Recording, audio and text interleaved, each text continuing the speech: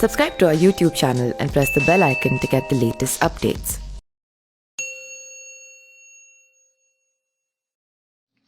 आज से करीब 4 दशक पहले आप लोगों के आसपास के लोगों ने लता मंगेशकर की महानता को साबित करने के लिए कई बार बताया होगा कि अमेरिकी सरकार ने लता मंगेशकर का गला खरीद लिया है।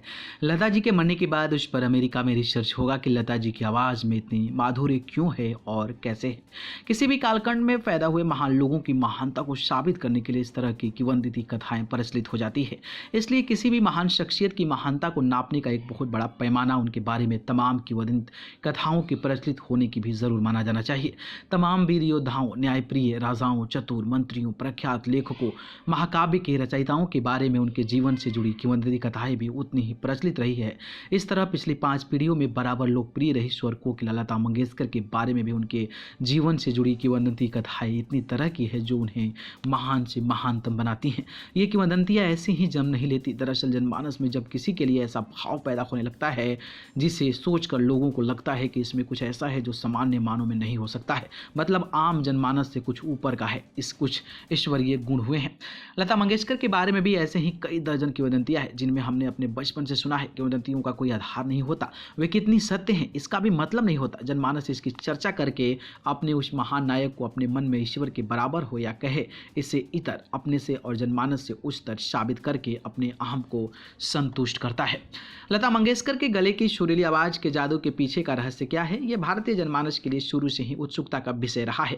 इसके बारे में तरह तरह के किस्से लोगों के बीच में सुने जा रहे हैं। इसमें सबसे मशहूर किस्सा रहा है कि अमेरिका ने लता मंगेशकर की गला कई लाख डॉलर देकर खरीद लिया है, जो उनके मरने के बाद उनके गले पर रिसर्च करेगी। आखिर उनके गले में कौन सी ऐसी खासियत है जो इनकी आवाज़ इतनी सुरीली निकलती है।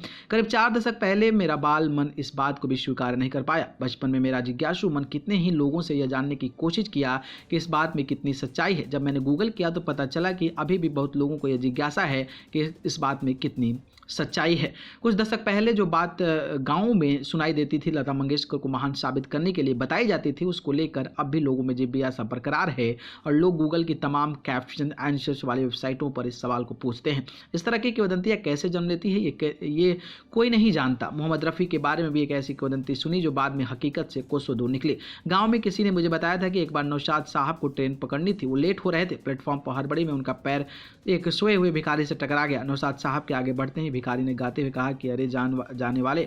नौशाद साहब ने आवाज़ सुनते ही अपनी यात्रा कैंसिल कर दी। भिखारी को स्टूडियो ले आए और जो बाद में मोहम्मद रफ़ी बन गया। हमारे नायकों के बारे में ऐसी किंवदंतियां उनके सम्मान के चलते ही निकल कर आती है और जब इस दुनिया को लता मंगेशकर जी ने अलविदा कह दिया है तो उनका गला उन्हीं के साथ गया है और ऐसे जो आप अफवाहें सुनते हैं ये कहीं ना कहीं एक कहानियाँ बनकर रह गया है। इस पर आपकी क्या प्रतिक्रिया है कमेंट बॉक्स में बताइएगा। धन्यवाद।